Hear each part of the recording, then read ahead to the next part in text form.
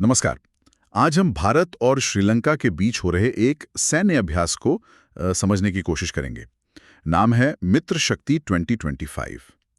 अब देखिए, हमारे पास इससे जुड़े कई स्रोत हैं, न्यूज़ रिपोर्ट्स हैं, कुछ डिफेंस एनालिस्ट्स हैं और पुराने लेख भी हैं। और पहली नज़र में तो ये बस एक और मिलिट्री ड्रिल लगती है। लेकिन हमारे स्रोतों में जो डिटेल्स हैं वो कुछ और ही कहानी बताती हैं। बिल्कुल।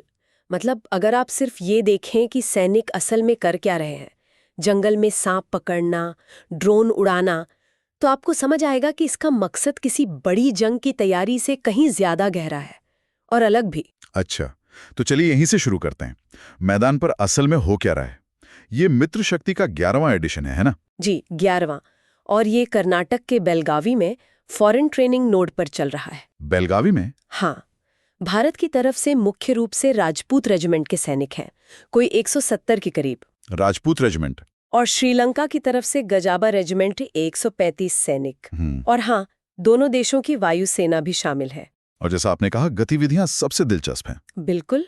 हेलीकॉप्टर से उतरकर किसी इलाके को घेरने की प्रैक्टिस हो रही है, जिसे हेलीबोन ऑपरेशंस कहते हैं। सही। फिर ड्रोन्स और काउंटर ड्रोन सिस्टम्स का इस्तेमाल हो रहा है। आईईडी मतलब जो देसी बम होते हैं, उन्हें पहचानने और डिफ्यूज करने की ट्रेनिंग चल रही है। और ये कोई बोरिंग परेड वाली ड्रिल तो बिल्कुल नहीं लग रही। हमारे सोर्सेज में जो एक्टिविटीज बताई गई हैं वो तो किसी सर्वाइवल शो जैसी लगती हैं। मतलब सैनिक जंगल में सांप पकड़ना सीख रहे हैं, रहने के लिए शेल्टर बना रहे हैं।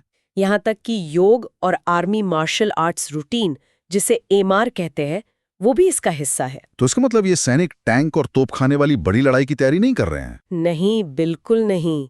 इसे समझिए सब कन्वेंशनल वॉरफेयर। सब कन्वेंशनल वॉरफेयर। हाँ, इसका सीधा सा मतलब है आज के जमाने की लड़ाई। आतंकवाद से निपटना, शहरों या घनी आबादी वाले इलाकों में छिपे दुश्मनों से लड़ना। ये टैंकों की लड़ाई नहीं है, ये दिमाग और कह सकते हैं गुरिल्ला टैक्टिक्स की लड़ाई है। अच्छा। इसीलिए आपको जंगल सर्वाइवल और आईईडी डिटेक्शन जैसी स्किल्स पर इतना फोकस दिख रहा है।